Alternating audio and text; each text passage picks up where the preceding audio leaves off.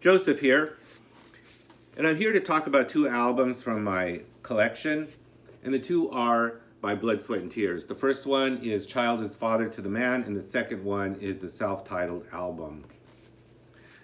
What's very special about these albums is they've been part of my musical background since the time they were released in the late 60s, and in my case I purchased one of them in the 70s, the early 70s.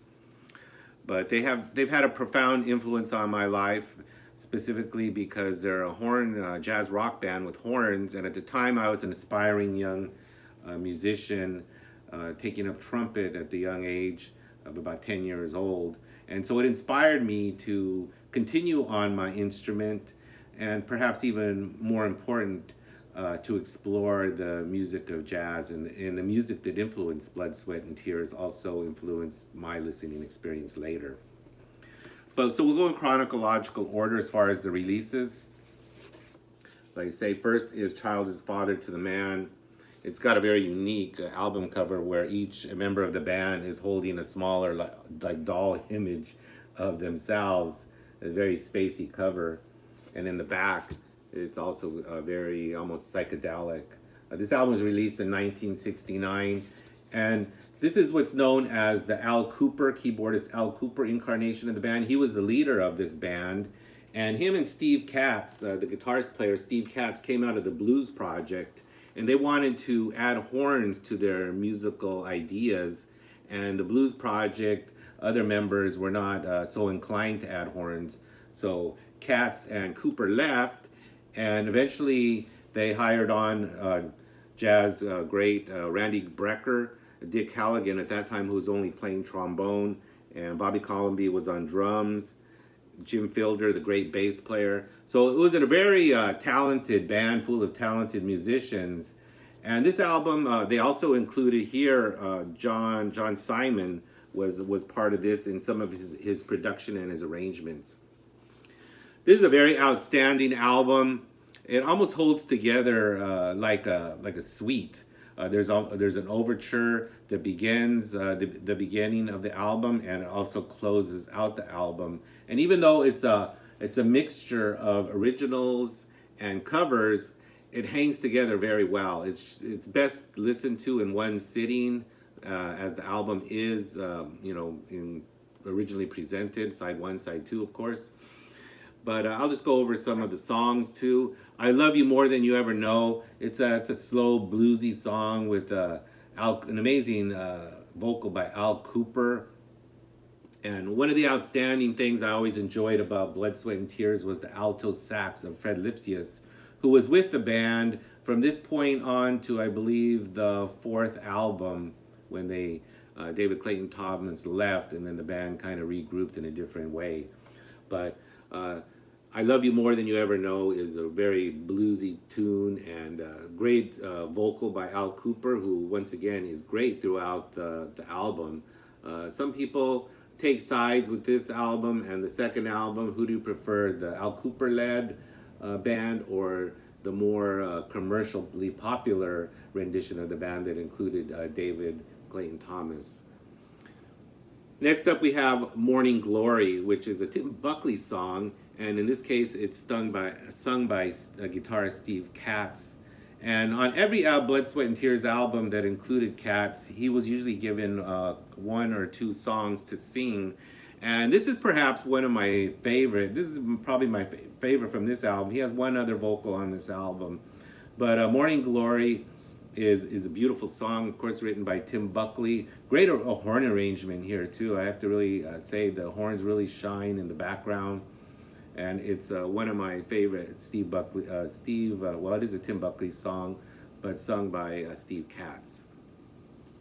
Next up is My Days Are Numbered, and that song is a plaintive mourn about a breakup, of course, and Kooper singing about that his days are numbered. It's once again, it's a great original. And what really shines here is the outstanding bass playing of Jim Felder. He really moves along on the bass, and that's one of the things that always caught my attention, besides the horns, was the outstanding bass of Jim Fielder. And once again, he was with the band until they split up after the fourth album. Next up, we have another cover song is Harry Nilsson's "Without Her," and this is done in a bossa nova style. Great song too, great arrangement. And here, Randy Brecker is able to play a solo. So really surprising, as amazing talent as Randy Brecker was at that time, he only gets one solo on the album, and this one he really takes advantage. I believe it's a flugelhorn solo, and him and alto player Fred Lipsius really shine on this one. Next up, one other cover, and in this one is "Just One Smile" by Randy Newman, and it also is a great arrangement, great vocal, and I believe it has like a little Baroque horn section at the ending. It's really, really nice. I really enjoy that one, "Just One Smile." You flip it to side two and you get "I Can't Quit Her," which is a Kooper original.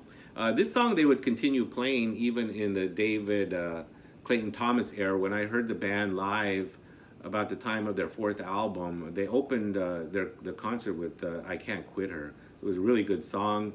Next you go to one, it's almost a psychedelic song. It's Megan's Gypsy Eyes, another song by Steve Katz, with a vocal by Steve Katz, with some psychedelic effects, some instruments. I'm not even really sure what they were.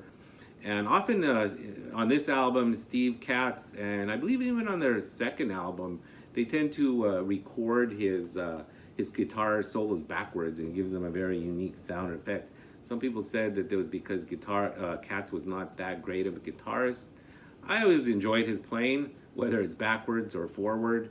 And but anyways, that's Megan's Gypsy's Eyes. Next is the longest track on the album. It's Something Going On. It's something a little somewhat familiar with as "I Love You More Than You'll Ever Know," but this one is more up tempo. Once again, great. It's somewhat of a blues song with another great vocal by Al Kooper. Next is "House in the Country," an original. It's kind of a crazy song with lots of different sound effects. I always enjoyed "House in the Country." Next is a cut that really took a while for me to grow on me. It's "The Modern Adventures of Plato, Diogenes, and Freud," and it's with just Al Kooper on vocals and a string arrangement. And it kind of, now in retrospect, it kind of reminds me somewhat of maybe a Beatles song. And it took a while for me to get into it, but it is definitely worth a listen. And then they close out the album with Carole King's song called "So Much Love," a really nice song. I had never heard of this song until I heard the Blood, Sweat, and Tears version. In fact, I've never heard of a Carole King version at this point. But it's a great song, great arrangement. And then they close it out with they call it the Underture, and it's the same melody that opened up the album. Many have maybe never heard of this album. As I said earlier, they're mostly familiar with the second album. But do yourself a favor. This album should not be overlooked. It's one of the classics of the era, and perhaps maybe a jazz rock masterpiece that has never been outdone. So do not sleep on "Child is Father to the Man."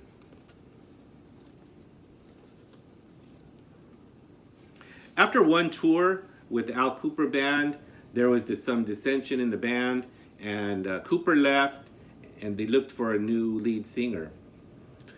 Some people said that even singer-songwriter Laura Nyro auditioned for the band, but they went with David Clayton Thomas, and in 1969 they released this album, "Blood, Sweat, and Tears." It's a gatefold album. Nice art on the album cover and the inside, and then of course the back cover.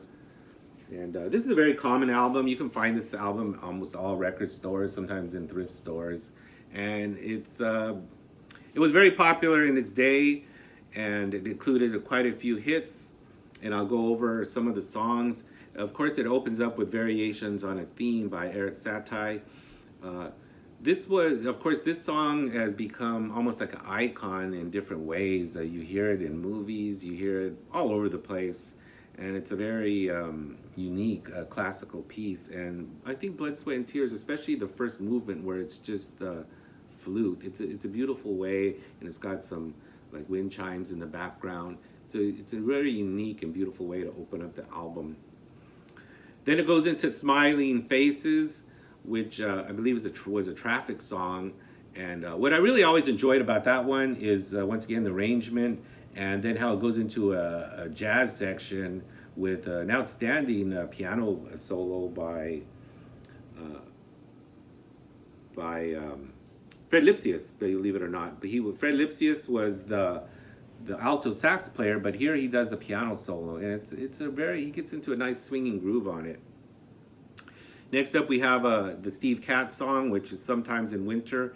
And when the album first came out, and I was listening to it as a young person, I was never too excited about that song. I kind of was more used to, of course, David Clayton Thomas's vocal style. But it's a really beautiful song, and what I really like about it is the arrangement by Dick Halligan. It's very haunting, and with the flute sound and the muted trumpets, it's a very haunting and beautiful song, beautiful arrangement. Next up, we have More and More, arranged by Fred Lipsius. It's got a guitar solo by Steve Katz. It's probably maybe my least favorite song on the album. It's very upbeat, very excitable vocal by Clayton Thomas. And next up, we have one of their big hits, which was "And When I Die." That, of course, was a Laura Nyro song, but Blood, Sweat, and Tears are the ones who made it a hit. And it's maybe in retrospect, it's got a kind of a cornball arrangement. It's got somewhat of a cowboy motif sound in the middle, but in the main parts of the song, I think they do the song justice. Although I love Laura Nyro, and she'll be always the one that should perform her own songs. Next up is perhaps my favorite song on the album, is "God Bless the Child," which of course Billie Holiday made famous, and it's a jazz standard. Many people have sung it, but here I think Clayton Thomas sounds really good. His vocals are spot on. He's not overly dramatic, and once again, it's a beautiful arrangement by Dick Halligan. Great solos by Lou Soloff, who at this point is on board, and he's taken Randy Brecker's place, and a trombone solo by Jerry Hyman and Fred Lipsius on alto. Just a wonderful arrangement, great solos by the horn players. You flip it to side 2, and it's another one of their big hits, "Spinning Wheel." And this one on the album version, of course, has a great trumpet solo by Lou Soloff. The arrangement ends almost like with a merry-go-round type sound, and the band laughing. It's pretty cool song, "Spinning Wheel." Even though it was pretty popular in the day, it's always a fun listen. Next is one of my other favorite songs on the album, is "You Made Me So Very Happy." I believe it was actually a Motown song, and here once again is a Fred Lipsius arrangement. I also see that they're giving credit to Al Kooper too, which is kind of surprising. But that was one of their big hits. I really like the closing part of the arrangement where it's the muted trumpets. Just a beautiful sound on "You Made Me So Very Happy." Next is Blues Part 2, which is a piece where the band gets to stretch out, the long drum solo, long bass solo, and then Clayton Thomas sings some blues. Also, of course, Fred Lipsius plays a beautiful little interlude there, almost like a ballad. And it's just really pretty playing by Fred Lipsius. And with that, then they close out with Eric Satie theme and close out the album. Great album, classic album. Many have heard these songs, but the way to listen to it is a complete album. And don't sleep on their first album. Once again, many people that maybe didn't grow up at the time of the release are not familiar with it. But do yourself a favor. If you like jazz rock, you like Al Kooper, or you just like playing good music and a good album, check it out.